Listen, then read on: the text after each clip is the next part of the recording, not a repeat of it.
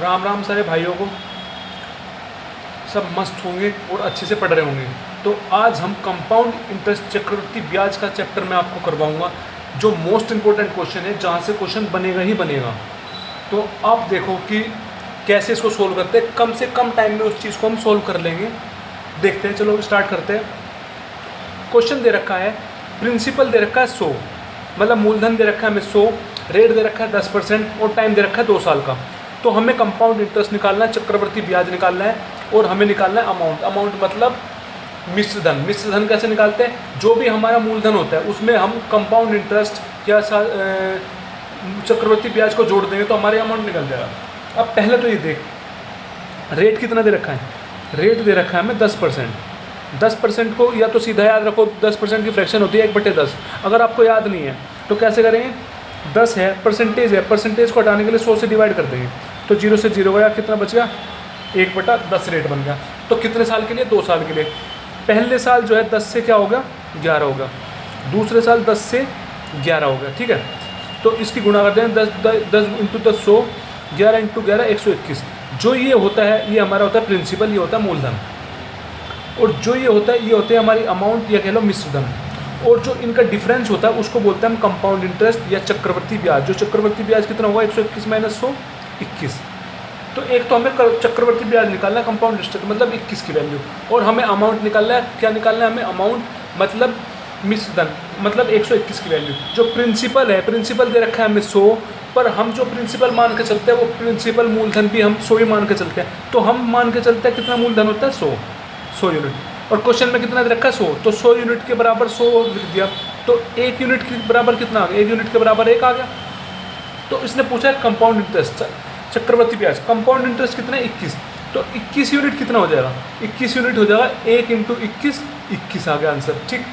फिर उसने पूछा अमाउंट, मिश्र धन क्या होगी? मिश्र धन कितना है? 121। तो जब 1 यूनिट की वैल्यू 1 है तो 121 यूनिट की कितनी वैल्यू हो जाएगी? 121 इंटू 1 कितना बन गया? 121, ठीक है। अब नेक्स्ट क्वेश्चन देखते हैं। नेक्स्ट क्वेश्चन क्या बोल रहा है कि a sum of ₹100 is invested at 10% per annum, compound interest compounded annually for 2 year. मतलब हमें जो है एक सम दे रखा है, हमें मूलधन दे रखा है, प्रिंसिपल दे रखा है 100, जो कि हमने इन्वेस्ट किया किस रेट से? 10% के रेट से इन्वेस्ट किया। क्या? मूलधन को, 100 रुपये को। मूलधन कितना? 100 रुपये।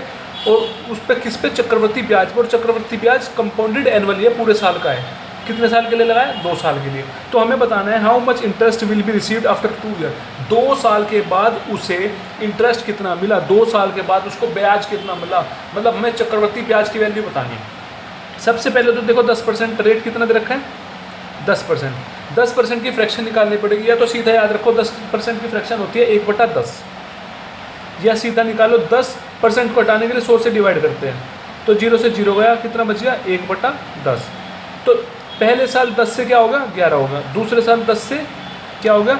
11 हो गया, ठीक है। तो अब 10 इंटू 10 100, 11 इंटू 11 121। तो ये होता है हमारा प्रिंसिपल, ये होता है मूलधन, ये होता है हमारी अमाउंट, ये होता है मिश्र धन। और इन दोनों का डिफरेंस होता है CI कंपाउंड इंटरेस्ट या चक्रवर्ती ब्याज, वो कितना? 21 है। तो हमें 21 की वैल्यू निकालनी है। अब क्वेश्चन में जो प्रिंसिपल निकाला है हमने वो 100 निकाला है।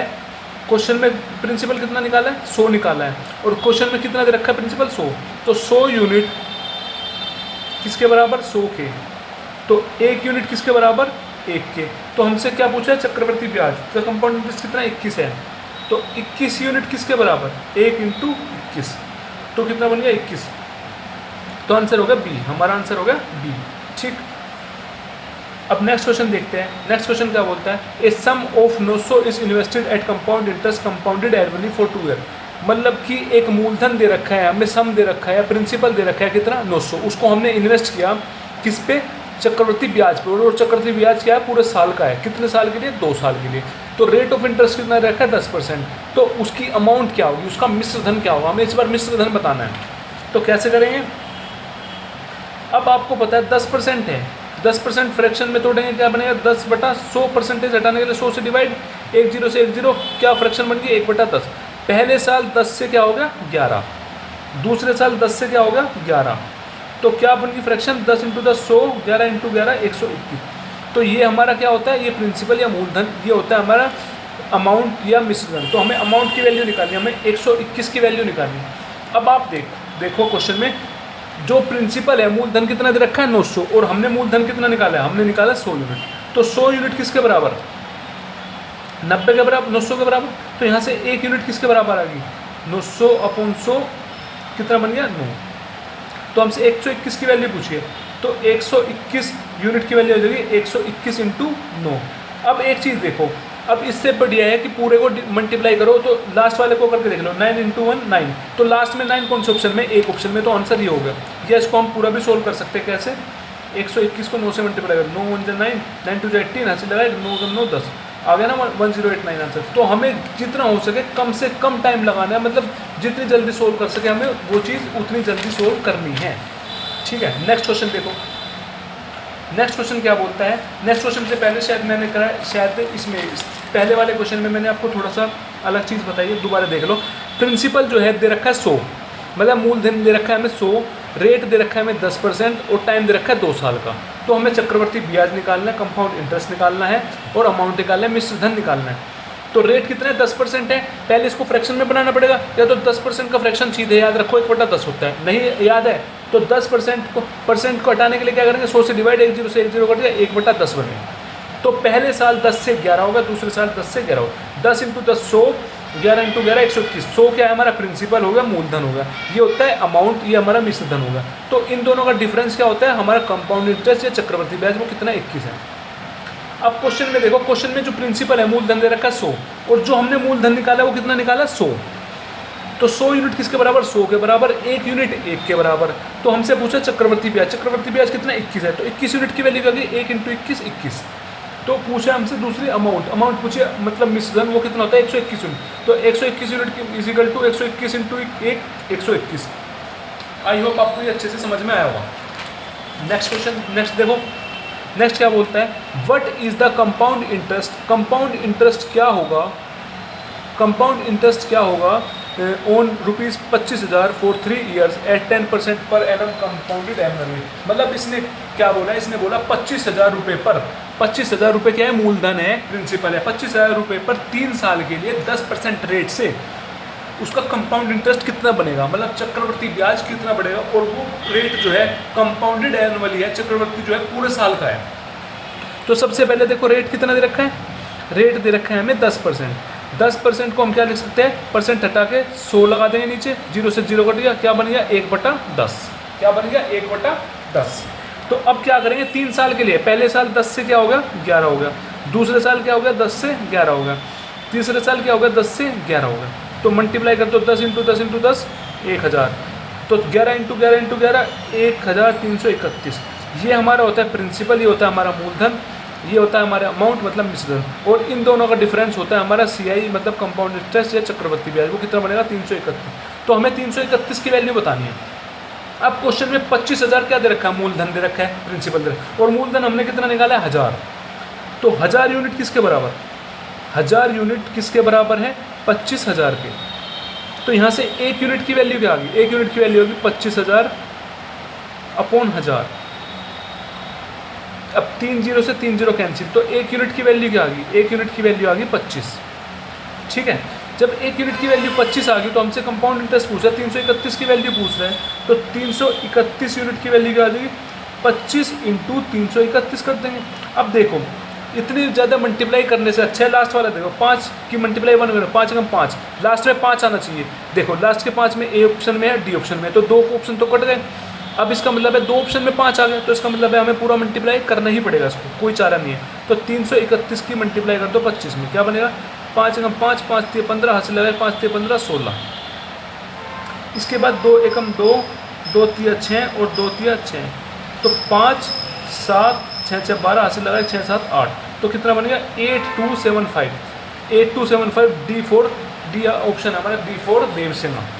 ठीक, अब नेक्स्ट क्वेश्चन देखते हैं। नेक्स्ट क्वेश्चन क्या है, what will be the compound interest. हमारा कंपाउंड इंटरेस्ट क्या होगा, चक्रवर्ती ब्याज क्या होगा फॉर 3 साल के लिए ऑन 5120 पर एट द रेट ऑफ 12.5%। मतलब क्या बोला है, इसने बोला है कि 3 साल के लिए 5120 पर जो हमारा मूलधन दे रखा है, प्रिंसिपल दे रखा है, किस रेट से 12.5% के रेट से उसका कंपाउंड इंटरेस्ट कितना होगा, चक्रवर्ती ब्याज कितना होगा, वो कंपाउंडेड एनुअली है, मतलब जो चक्रवर्ती ब्याज है वो पूरे साल का है।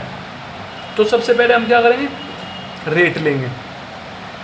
तो रेट कितना दे रखा है, 12.5%। या तो 12.5% का सीधा आपको फ्रैक्शन याद होना चाहिए, वो होती है 1/8।